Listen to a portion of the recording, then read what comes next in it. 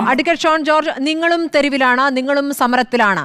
പക്ഷേ കേന്ദ്രത്തിന്റെ തന്നെ കണക്കുകളിൽ സംസ്ഥാനത്തെ ആരോഗ്യമേഖല എത്രത്തോളം മുൻപന്തിയിലാണ്, റാങ്കിൽ കേരളം എത്രത്തോളം മുന്നിലാണ് എന്ന് നിങ്ങൾ തന്നെ സമ്മതിച്ചൊരു കണക്ക് അവിടെ ഉണ്ടല്ലോ എന്നുള്ളതാണ് BJPക്ക് CPM നൽകുന്ന മറുപടി. നീതി ആയോഗിന്റെ കണക്കുകൾ, അതൊരു പ്രധാനപ്പെട്ട കാര്യം. മറ്റൊരു കാര്യം ഇന്ന് പാർട്ടി മുഖപത്രത്തിൽ തന്നെ പറയുന്നു, കഴിഞ്ഞ ദിവസവും പറഞ്ഞതാണത്, ഇന്ന് ലീഡ് വാർത്തയായി നൽകുന്നത്.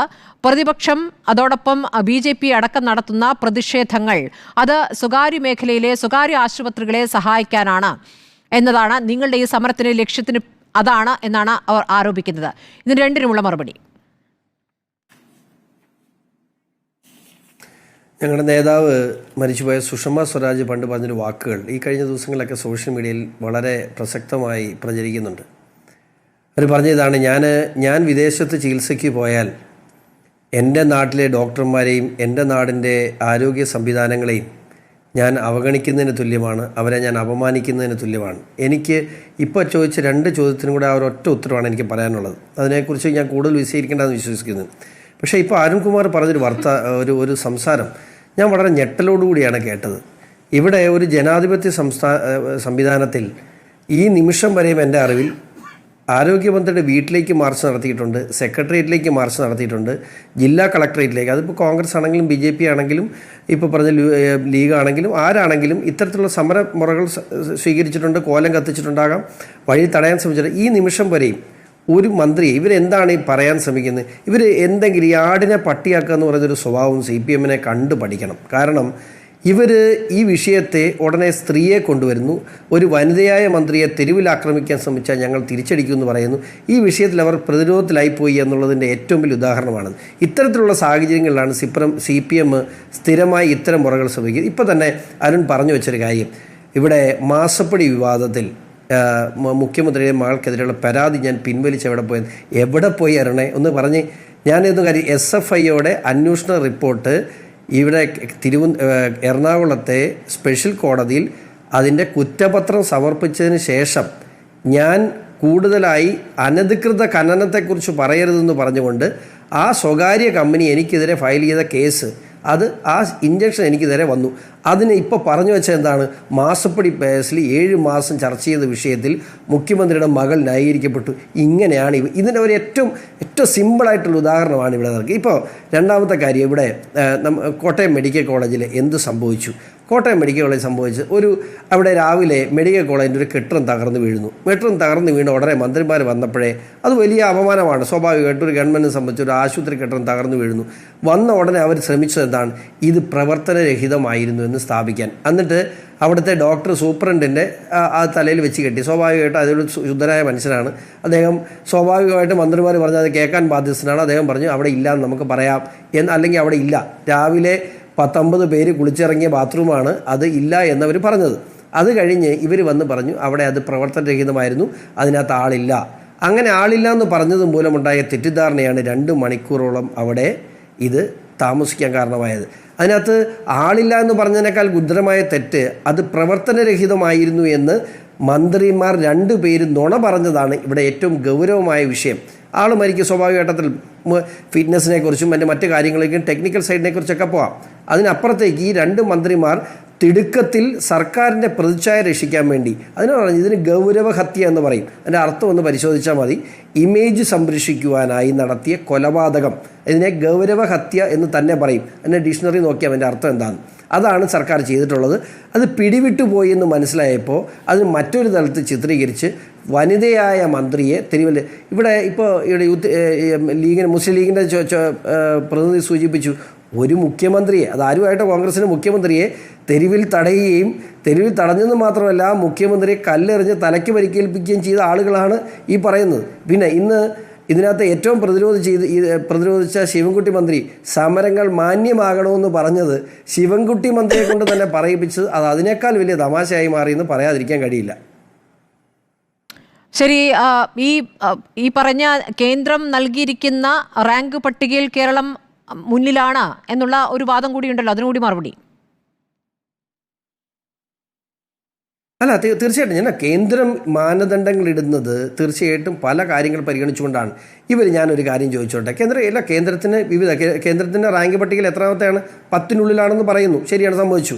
കേരളത്തിൻ്റെ ആരോഗ്യ മേഖലയിൽ കഴിഞ്ഞ കാലങ്ങളിൽ നിങ്ങൾ ആർദ്രം പദ്ധതിയിൽപ്പെടുത്തി PHSC മുതൽ മെഡിക്കൽ കോളേജ് വരെ കൊടുത്തിട്ടുള്ള പണത്തിൻ്റെ കണക്ക് ഞാൻ വേണം വായിച്ച് കേൾപ്പിക്കാം. ഈ പണം കഴിഞ്ഞ വർഷം മാത്രം, കഴിഞ്ഞ ഒറ്റ വർഷം മാത്രം കേന്ദ്ര സർക്കാരിൽ നിന്നും പണം കഴിഞ്ഞ 5 വർഷത്തിനിടയിൽ 7,433 കോടി രൂപ, 7,434 കോടി രൂപ കേന്ദ്ര സർക്കാർ ഇവിടെ ചെലവഴിച്ചു. ഏതെങ്കിലും ഹോസ്പിറ്റൽ ഉദ്ഘാടനത്തിൻ്റെ മൂലയിലെങ്കിലും നരേന്ദ്രമോദിയുടെ ഒരു ഫോട്ടോ ഇവർ വെക്കുന്ന കണ്ടിട്ടുണ്ടോ?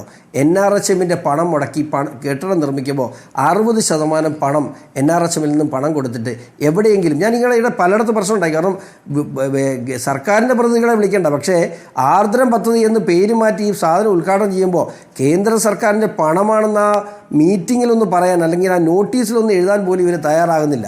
അപ്പോൾ ഇവിടെ ഇത്രയും മെച്ചപ്പെട്ട ചികിത്സ ഉണ്ടെന്ന് പറഞ്ഞിട്ടാണല്ലോ എന്തിനു മുഖ്യമന്ത്രി നിർബന്ധിതമാക്കിയത് മൂലം പല പദ്ധതികൾക്കുള്ള പണം കിട്ടാതിരുന്നിട്ടുണ്ട്.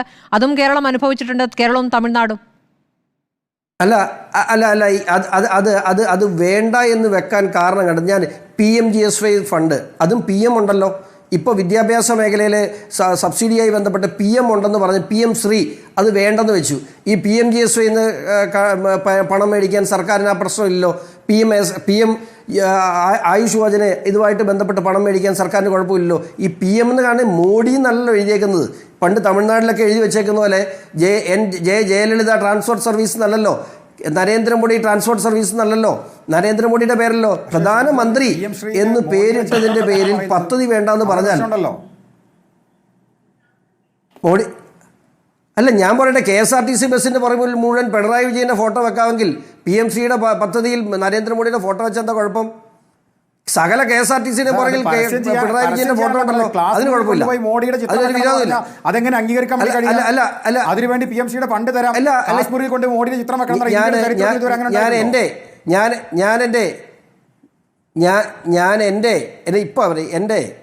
എൻ്റെ ജില്ലാ പഞ്ചായത്ത് ഡിവിഷനിലെ സ്കൂളിൽ ഇപ്പോൾ ടെക്നിക്കൽ സ്കൂളായിട്ട് മാറ്റിയിട്ട് അതിൽ പ്രത്യേക തൊഴിലധിഷ്ഠിത വിദ്യാഭ്യാസ കോഴ്സ്, അവിടെ മുഖ്യമന്ത്രിയുടെ ഫോട്ടോ വെച്ചിരിക്കുന്നു ഉദ്ഘാടന വേദിയിൽ. ഞാൻ ചോദിച്ചത് കേന്ദ്ര സർക്കാരിൻ്റെ സംയുക്ത കോഴ്സാണ്, എന്തിനാണ് ഇത് വെച്ചേക്കുന്നത്? തിരുവനന്തപുരത്ത് നിന്ന് കർശനമായിട്ട് നൽകിയ നിർദ്ദേശമാണ് അവിടെ മുഖ്യമന്ത്രിയുടെ ഫോട്ടോ വെക്കണം, പ്രോട്ടോക്കോളാണ്. ഞാൻ 3 പേരെ വിളിച്ചു, എല്ലാവരും പറഞ്ഞു ഇത് പ്രോട്ടോക്കോളാണ്, ഇതില്ലാതെ ഉദ്ഘാടനം നടക്കലെന്ന്. അപ്പോൾ അതിന് കുഴപ്പമില്ലേ? അതിന് കുഴപ്പമില്ലായിരുന്നു, എനിക്ക് മനസ്സിലായില്ല. അപ്പോൾ PMGSYയുടെ പദ്ധതികൾ നടപ്പിലാക്കുമ്പോൾ നിങ്ങൾക്ക് പ്രശ്നമില്ലല്ലോ ആണെന്നാണോ ഷോൺ ജോർജ് മനസ്സിലാക്കി വെച്ചത്? അങ്ങനെയാണോ പിണറായി വിജയന്റെ ഫോട്ടോ വെക്കുന്ന പ്രോട്ടോക്കോളാണോ? ചിത്രം മനസ്സിലാക്കി വെച്ചതാണോ? അല്ല അതേ പിണറായി വിജയന്റെ ഫോട്ടോ നിങ്ങൾ വെക്കുന്നുണ്ടോ? ഇപ്പം ഞാൻ കണ്ട കാര്യമാണ് പറഞ്ഞത്. ഞാൻ അതിന്റെ പേര് പ്രശ്നം ഉണ്ടാക്കിയതാ, അതിന് കുഴപ്പമില്ലേ? അല്ല സാറേ, പിണറായി വിജയന്റെ ഫോട്ടോ പ്രോട്ടോകോളിന് അപ്പുറത്തേക്ക് വെക്കുന്നുണ്ടെങ്കിൽ അതും എടുത്തു മാറ്റേണ്ടതാണ്, തർക്കമൊന്നുമില്ല. ഞാൻ ചോദിക്കുന്ന, ഒരു ഗവൺമെന്റിന്, സെൻട്രൽ ഗവൺമെന്റ് നൽകുന്ന ഒരു പണം വിദ്യാഭ്യാസ മേഖല PMC ഫണ്ട് തരണമെങ്കിൽ ഈ പറയുന്ന നരേന്ദ്രമോദിയുടെ ചിത്രം വെക്കണം എന്ന് പറയുന്നതിനെ എങ്ങനെ ന്യായീകരിക്കാൻ വേണ്ടി കഴിയുന്ന കാര്യമാണ്? കേരളത്തിൽ എത്ര പ്രധാനമന്ത്രിമാർ കടന്നുപോയി? ഏതെങ്കിലും പ്രധാനമന്ത്രിയുടെ കാലത്ത് ചിത്രം വെക്കണമെന്നല്ലല്ലോ. പ്രധാനമന്ത്രി എന്നുള്ള പേരിനാണ് വിദ്യാഭ്യാസ മന്ത്രിയുടെ പത്രസമ്മേളനം എടുത്ത് നിങ്ങൾ പരിശോധിക്കുക. പ്രധാനമന്ത്രി എന്നുള്ള പേരിനാണ് നിങ്ങൾ ഒബ്ജക്ഷൻ ചെയ്തത്. അല്ല, പ്രധാനമന്ത്രി എന്ന് കൊടുക്കുമ്പോൾ നിങ്ങൾക്ക് എന്തിനാ തുള്ളുന്നേ? ഈ രാജ്യത്തിന്റെ പ്രധാനമന്ത്രിയല്ലേ, BJPയുടെ പ്രധാനമന്ത്രി അല്ലല്ലോ. ശരി സാർ, പ്രധാനമന്ത്രി രാജ്യത്തിന്റെ ക്ലാസ് മുറിയിൽ കൊണ്ട് എന്തിനാ വെക്കുന്ന ഷോൺ ജോർജ്? ഏത് കാലത്താണ് അതുണ്ടായത്? കേരളത്തിൽ എത്ര പ്രധാനമന്ത്രിമാർ, ഇന്ത്യയിൽ എത്ര പ്രധാനമന്ത്രി കടന്നുപോയി? ഏതെങ്കിലും പ്രധാനമന്ത്രിമാർ അത്ര ന്യായം ഉന്നയിച്ചിട്ടുണ്ടോ? ക്ലാസ് മുറിയിൽ പിണറായി വിജയന്റെ ഫോട്ടോ വെക്കുന്നതിന് കുഴപ്പമില്ല. ശരി, അരുൺകുമാർ നിശബ്ദനായിരിക്കുന്നത് ഞാൻ കൗതുകത്തോടു കൂടി കാണുകയാണ്. ഊഴം വരുമ്പോൾ സംസാരിക്കാമെന്നാണെങ്കിൽ അങ്ങനെ ഓക്കെ. ഞാൻ ആരെ ഫോട്ടോ വെക്കണ്ടില്ല, പിണറായി വെക്കേണ്ടതില്ല, മോഡിയുടെ വെക്കണ്ട.